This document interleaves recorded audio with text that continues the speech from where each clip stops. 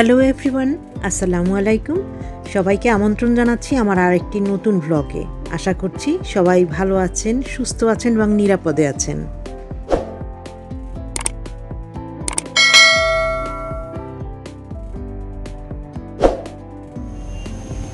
এখন 6:20 বাজে।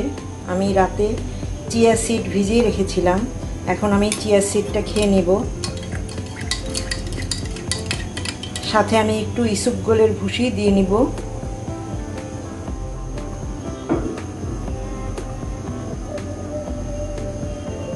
আমি দিয়ে দিচ্ছি 1 চা চামচ ইসবগোলের ভুসি।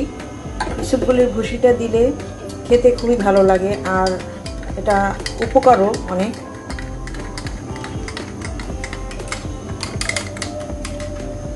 আপনারা চাইলে এটার সাথে মধু মেশাতে পারেন, আবার চাইলে খালিও খেতে পারেন। আমি একটু মধু মিশিয়ে নিচ্ছি আর একটু ভালো করে মিশিয়ে নেই। পেঁপে ভর্তা করব, তাই পেঁপে ভালো করে ধুয়ে এখন কেটে নিচ্ছি। আমি পেঁপেটা প্রথমে সিদ্ধ করে নিব। পেঁপেগুলো একদম বীজ হয়নি, সিদ্ধ করে বেটে নিব, তাই এগুলো খুব বেশি ছোট ছোট করে কাটিনি আমি।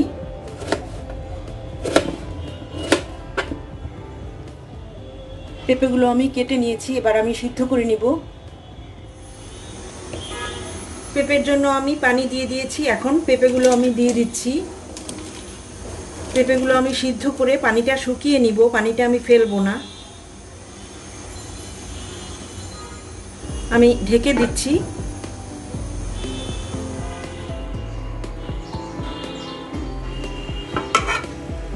পেঁপেটা সিদ্ধ হয়ে গিয়েছে, এবার আমি একটু ঠান্ডা হলে চটকে নিব।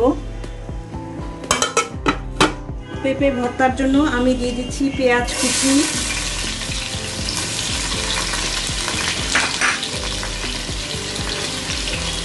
দিয়ে দিচ্ছি লবণ, এবার দিয়ে দিচ্ছি রসুন কুচি। সব কিছুকে আমি এখন ফ্রাই করে নিচ্ছি।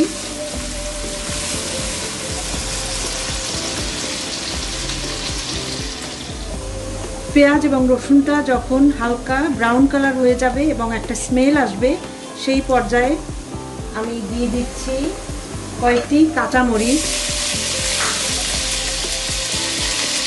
দিচ্ছি হলুদ গুঁড়ো, দিয়ে দিচ্ছি সামান্য পানি, মশলাটা যাতে পুড়ে না যায়।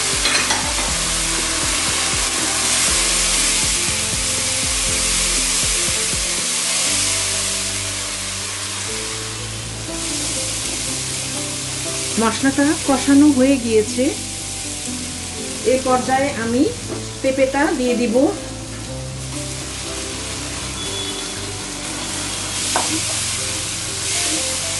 পেঁপেটাকে এখন আমি ভালো মতো মিক্স করে নিচ্ছি।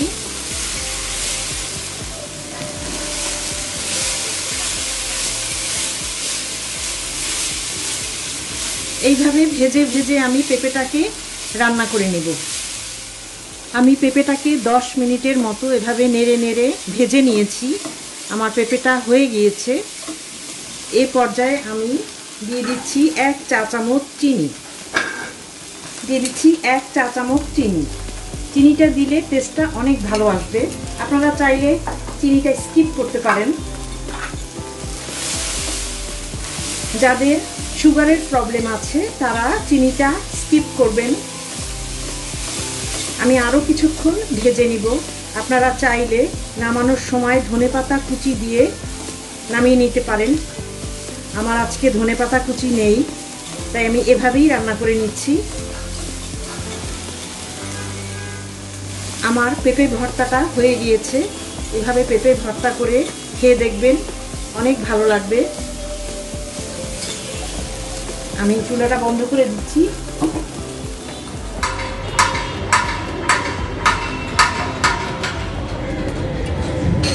পুরো আকাশ মেঘ করে আসছে, একদম অন্ধকার হয়ে আসছে। বৃষ্টি নামবে।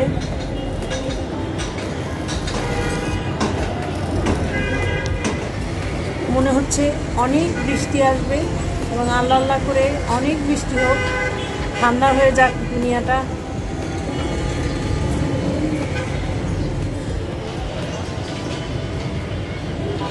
এই জায়গাটুক যেরকম গাছপালা আছে, আমার বাসার সামনেটা এরকম ছিল আগে, কত ভালো লাগতো। আর এখন এই যে সব এখানে কনস্ট্রাকশন চলতেছে, পুরো আমার বাসার সামনেটা একদম নষ্ট হয়ে গিয়েছে। এরকম যখন গাছ ছিল আমার এত ভালো লাগতো। আজকে বিকালে একটু হাঁটতে বের হলাম, বেশ ঠান্ডা ঠান্ডা ওয়েদার, বৃষ্টি নামবে, বৃষ্টি শুরুও হয়ে গিয়েছে।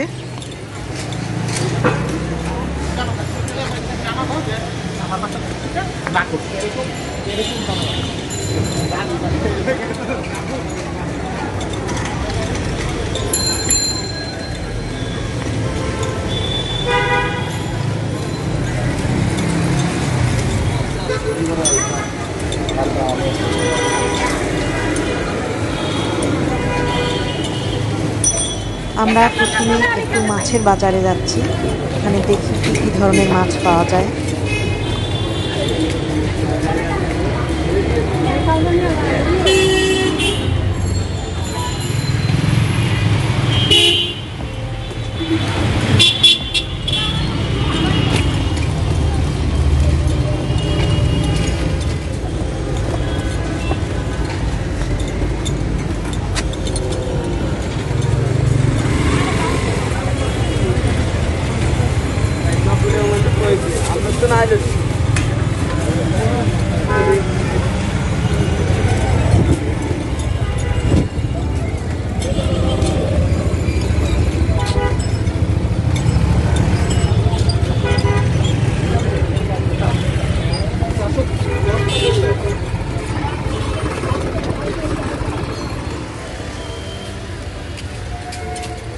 এই দোকানটা হয়েছে তাও তো জানতাম না, কি সুন্দর হাড়ি পাতিল এখানে। আগে তো আপনাদের দোকানে হাড়ি পাতিল থাকতো না। ও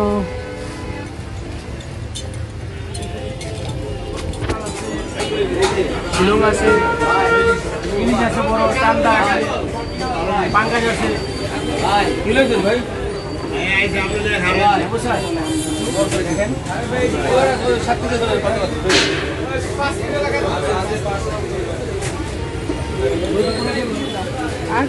চিংড়ির দামটা আবার একটু বলো তো বাবা, এটা কত?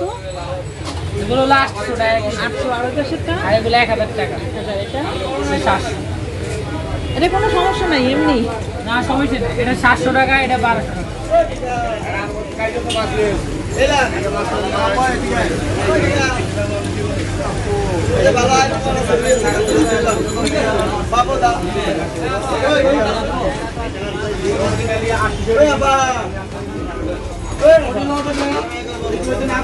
এটা কত করে কেজি? 300 টাকা। আর ওইটা 400। আর এটা কাশ্মী 450, 450। 450।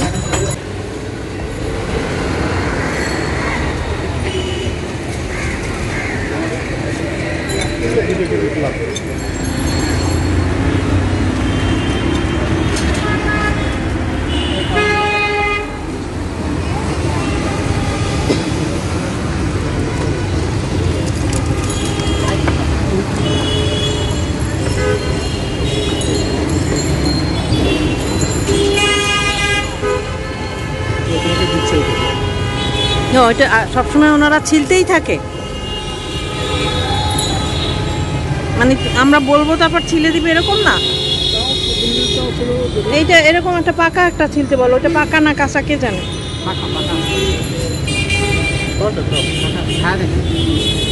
কত করে এগুলো?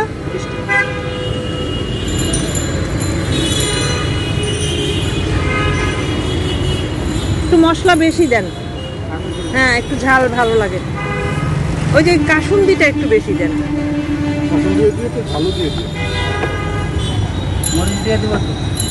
দেন দেন।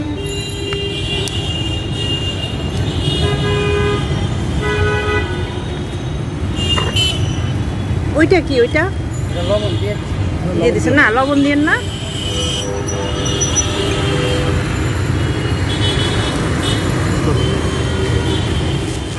এখন হেঁটে হেঁটে বাসায় ফেরত যাচ্ছি। আশা করছি আমার আজকের ব্লগটি আপনাদের ভালো লাগবে। বরাবরের মতো আপনাদের কাছে একটা রিকোয়েস্ট, ব্লগ যদি ভালো লাগে তাহলে প্লিজ লাইক, কমেন্ট, শেয়ার এবং সাবস্ক্রাইব করবেন।